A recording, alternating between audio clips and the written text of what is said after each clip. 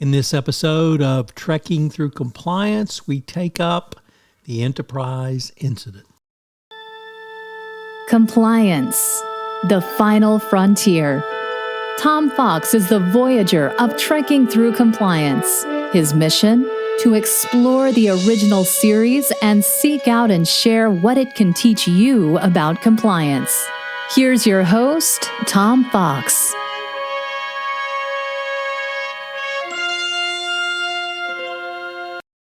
Trekking Through Compliance, Episode 57, The Enterprise Incident. In this episode of Trekking Through Compliance, we consider the episode The Enterprise Incident, which aired on September 27, 1968, and occurred on Stardate 5031.3. Story synopsis. Apparently suffering from the stress of command, Kirk begins to become irritable and irrational. He even orders the Enterprise across the neutral zone into Romulan space. Despite sensor scans which show nothing within a parsec, the Enterprise is immediately surrounded by 3 Romulan cruisers. Kirk promptly sends a coded subspace message to Starfleet Command apprising them of the situation. Subcommander Tal of the Romulan fleet demands immediate surrender of the Enterprise, then allows it 1 hour to decide. Meanwhile, the Romulans allow Kirk and Spock to beam aboard for an interrogation by the Romulan commander. 2 Romulans are simultaneously beamed aboard the Enterprise as hostages. Kirk claims navigational errors led to the Enterprise straying into Romulan space, but Spock refuses to corroborate his story. Spock then says the strain of command has led Kirk to act irrationally and reports that Kirk ordered the Enterprise across the neutral zone on his own initiative and is not sane. Spock continues to act as a traitor and testifying against Kirk, and the Romulan commander convicts Kirk of espionage and courts Spock to join the Romulans as commander of the Enterprise under Romulan command. The Romulan commander takes a special interest in Spock, and Spock uses the opportunity to seduce her. Kirk is injured while trying to escape detention, and McCoy is allowed to beam aboard to treat him. McCoy corroborates Spock's testimony that Kirk is not fit for command and that he has been under extreme stress. Spock then agrees to take command of the Enterprise and lead it to a Romulan base. Upon saying this, he's immediately attacked by Kirk and defends himself using the Vulcan death grip. Of course, there's no such thing as the Vulcan death grip. The Romulans don't know that. The dead Kirk is then returned to the Enterprise with McCoy. Amazingly, it turns out that Kirk and Spock have been operating under Federation orders to steal the newly developed Romulan cloaking device, and that Spock has only given Kirk a nerve pinch in order to simulate death. Back aboard the Enterprise, Kirk is disguised as a Romulan centurion with the aid of plastic surgery to his ears and beamed back to the Romulan ship. He reports to Spock by communicator that the cloaking device is located near the commander's quarters. The communication is detected, but Spock is able to distract the Romulan commander, who has changed into an evening gown at Spock's request, long enough to enable Kirk to steal the cloaking device, which looks like a white sphere with a protuberance on top. The Romulan commander is outraged by Spock's treachery and further nonplussed when he asks her straightforwardly what the present Romulan method of execution is. Spock gains another delay by demanding the Romulan right of statement. Before Spock can finish, Scott locates him and beams him aboard the Enterprise. However, the Romulan commander is able to grab onto Spock and be transported with him. Kirk attempts to use the Romulan commander as a hostage, but the scheme backfires when she orders Tal to destroy the Enterprise immediately. Luckily, Scott is able to connect the cloaking device to the shield as the Enterprise speeds away at Warp 9. Thus cloaked, the Enterprise disappears from Romulan sensors and escapes back to Federation territory. While accompanying the Romulan commander to the brig, Spock reveals to her in confidence that he was not entirely unaffected by her charms.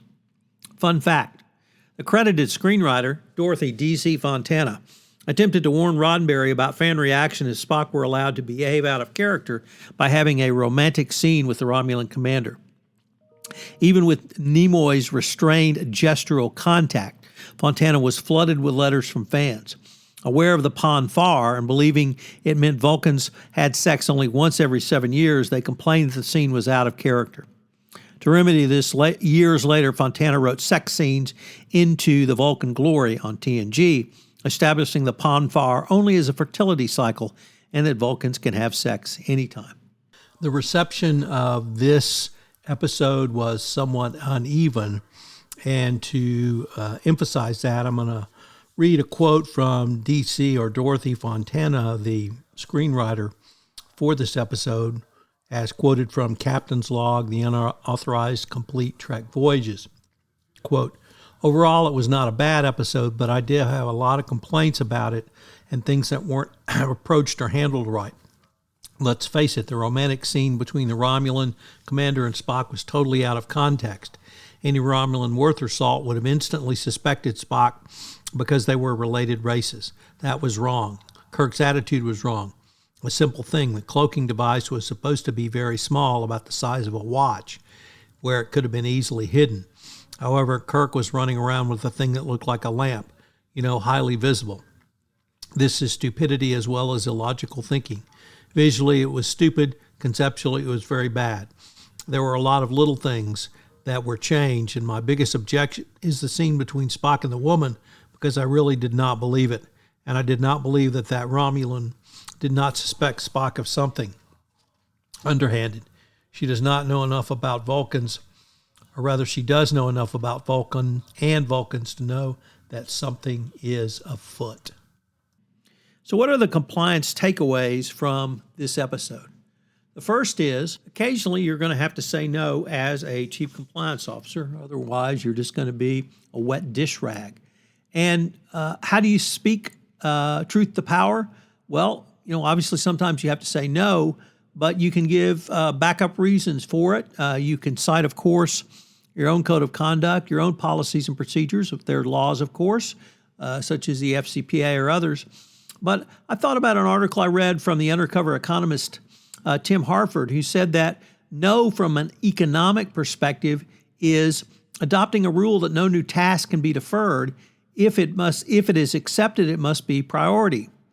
Meaning that if you say no to something, it's because the opportunity cost in economics simply is too great.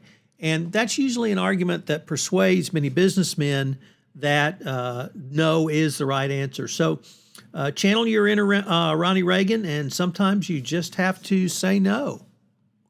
Obviously, the communications between Spock and the Romulan commander are a big part of this episode, and it got me thinking about how do you communicate across cultural boundaries as a chief compliance officer or a compliance professionals. Well, let me suggest to you there are 5 steps that can help you in this. Number 1, adapt the way you express disagreement. Number 2, know when to bottle it up and when to let it pour out. Number 3, learn about how other cultures build trust. Number 4, avoid yes or no questions. And number 5, be careful about putting it in writing. Obviously, these are non-American ways of thinking about things, but as a compliance professional or chief compliance officer for a multinational company, they are things that I think you need to be cognizant of, particularly when communicating with people outside of the United States. And compliance lesson number 3 is tailoring your message.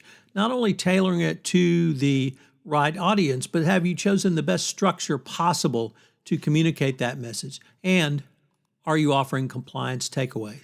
I hope you'll join me tomorrow for another episode of Trekking Through Compliance when we take up the episode, The Paradise Syndrome. If you enjoyed this episode of Trekking Through Compliance, you can help it grow by sharing it with the biggest Trek fan you know. This podcast is a part of the C-Suite Radio Network. For more top business podcasts, visit c-suiteradio.com.